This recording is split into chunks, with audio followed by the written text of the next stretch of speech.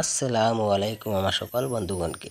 আজকে আমি আবারও নিয়ে এসে গেছি আপনাদের সম্মুখে একটা নতুন ভিডিওটা হচ্ছে সাহি হাদিস বুখারী শরীফ থেকে সত্য এবং মিথ্যার উপদেশ। তো চলো ভিডিওটা শুরু করা যাক। ভিডিওটা হচ্ছে আব্দুল্লাহ ইবনে উমর রাদিয়াল্লাহু তাআলা আনহু থেকে বর্ণিত। রাসূলুল্লাহ সাল্লাল্লাহু আলাইহি ওয়াসাল্লাম বলেছেন, যখন তোমরার মাঝে 4টি জিনিস থাকবে তখন দুনিয়ার সব কিছু হারিয়ে গেলেও তোমরার কোনো সমস্যা নেই। তো চলো এই 4টি জিনিস কি আমরা বিস্তারিতভাবে জেনে নেই। আর একটা কথা রিকোয়েস্ট করে আমার সকল ভাইদেরকে বলতে চাই যে আমার চ্যানেলটা আপনারা দয়া করে সাবস্ক্রাইব করবেন। তো চলো আমাদের এই 4টি জিনিস কি জেনে নেই। নম্বর 1, আমানত রক্ষা করা। নম্বর 2, সত্য কথা বলা।